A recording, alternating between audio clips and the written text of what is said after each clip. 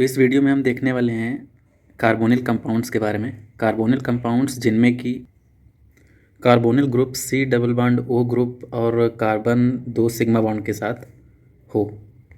Carbonyl compounds में जैसे aldehyde और कीटोन्स। और इस कार्बोनिल ग्रुप में जो कार्बन और ऑक्सीजन है, इन पर कार्बन पर पार्शियल पॉजिटिव चार्ज और ऑक्सीजन पर पार्शियल नेगेटिव चार्ज होता है।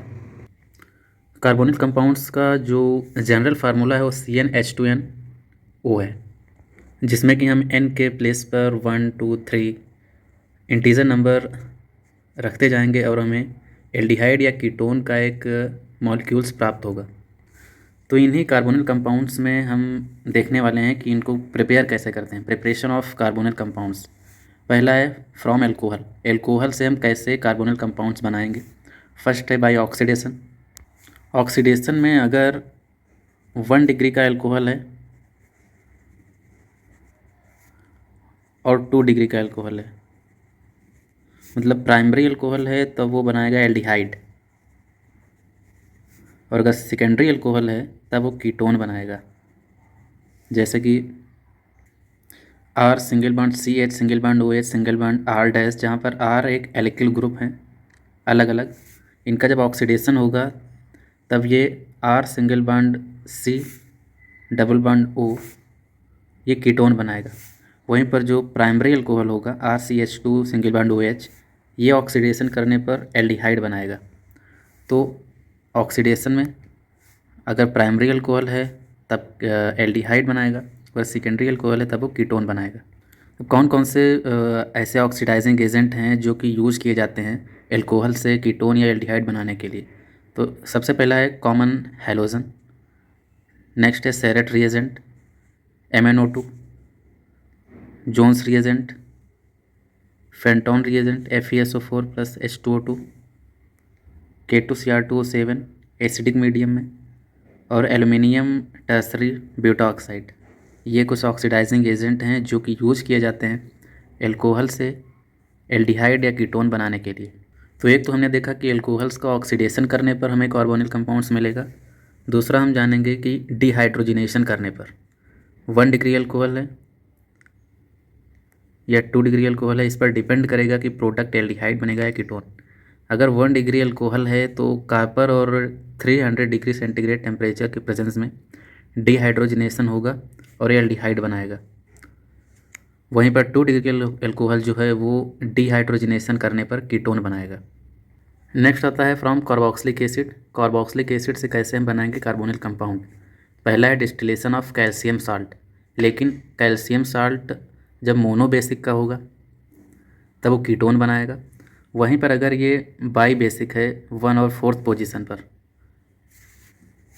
1, 2, 3 और 4th, 1 और 4th पोजीशन पर एसिडिक ग्रुप हैं, ये बाईफेजिक है।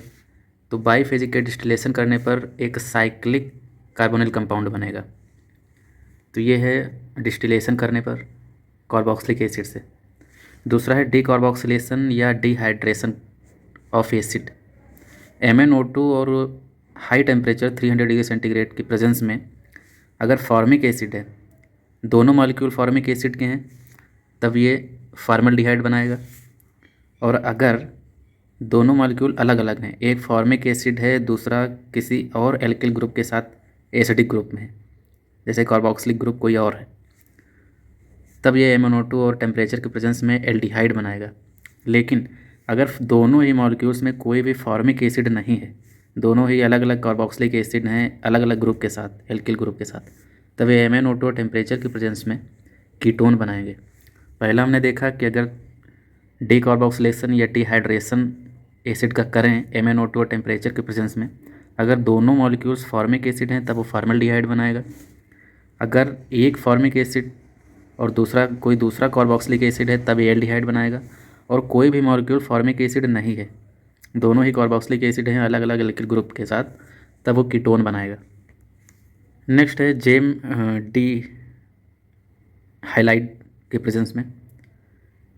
डाई हाइलाइड में होगा क्या कि इसका हाइड्रोलिसिस होगा। कोई डाई हाइलाइड का कंपाउंड है जैसे RCHX2, X के प्लेस पर क्लोरीन, ब्रोमीन कोई भी हो सकता है। और दूसरा है अलग अलग एल्किल ग्रुप के साथ। तो ये डाइहाइलाइड जो हैं इनका हाइड्रोलिसिस होगा और एल्डिहाइड या कीटोन बन जाएगा। नेक्स्ट है एल्कीन से हम कैसे कार्बोनिल कंपाउंड बनाएंगे। एल्कीन कोई कंपाउंड है, उसका ओजोनोलिसिस करके हम कार्बोनिल कंपाउंड प्रिपेयर कर सकते हैं। ओजोनोलिसिस में एल्कीन जो है उसका रिडक्शन होगा या ओजोनोलिसिस, दोनों चीज़ें साथ में होगी। रिडक्टिव ओजोनोलिसिस होगा और कार्बोनिल कंपाउंड बनेगा। ये हमारे पास एल्कीन है RCH double bond CH single bond R।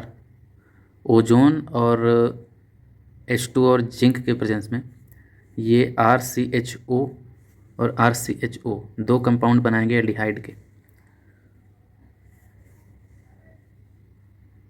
तो एल्कीन से एक तो हम ओजोनोलिसिस करके कार्बोनिल कंपाउंड प्रिपेयर कर सकते हैं। दूसरा है ऑक्सो प्रोसेस। ऑक्सो प्रोसेस ये केवल और केवल एल्डिहाइड को प्रिपेयर करने के लिए यूज करते हैं।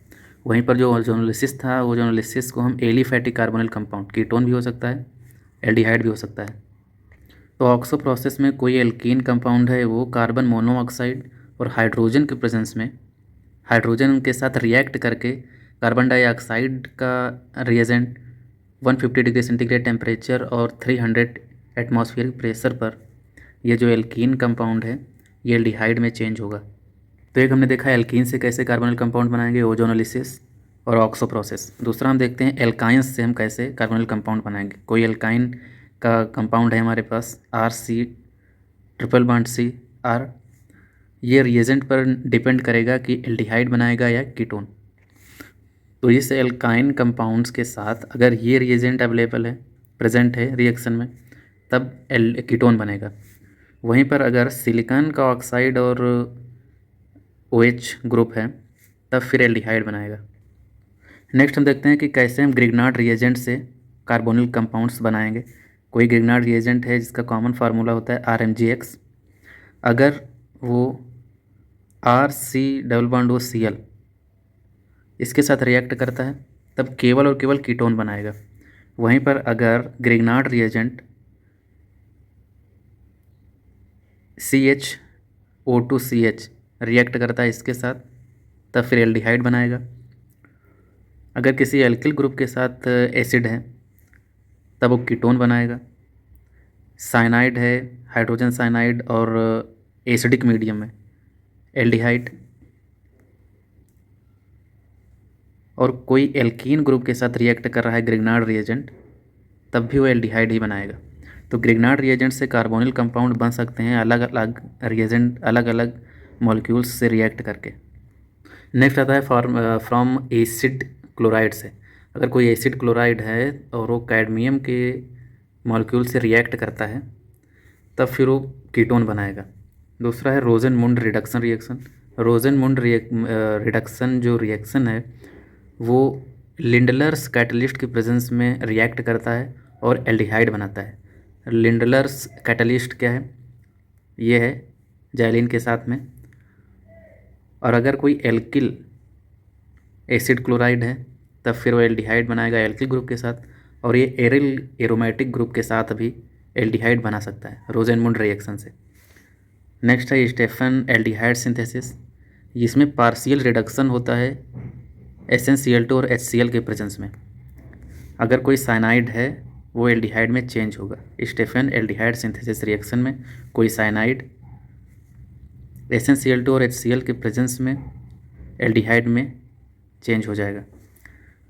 नेक्स्ट है from vic diols. Vic diols HiO4 के प्रेजेंस में एल्डिहाइड और कीटोन दोनों साथ में बनाएंगे। नेक्स्ट रिएक्शन आती है गैटरमैन फॉर्मुलेशन। गैटरमैन फॉर्मुलेशन में इसमें हम अलग अलग एल्डिहाइड के कंपाउंड बनाएंगे, चाहे वो एल्किल बेंजीन हो या फिनॉल्स हो या कोई फिनॉलिक ईथर हो। जैसे कि हमारे पास है टॉल्यून, और टॉल्यून जिंक साइनाइड और HCl गैस के प्रेजेंस में फिर OH माइनस और हीट के द्वारा ये टॉल्यून जो है ये आर्थो मेथिल बेंजल्डिहाइड और पैरा मेथिल बेंजल्डिहाइड का मिक्सचर बनाती है। यहीं पर अगर टॉल्यून की जगह पर फिनॉल या फिर एनिसॉल हो तो फिनॉल आर्थो सैलिसिल्डिहाइड पैरा सैलिसिल्डिहाइड का मिक्सचर, और एनिसॉल आर्थोमेथॉक्सीबेंजल्डिहाइड पैरामेथॉक्सीबेंजल्डिहाइड का कंपाउंड बनाएगा।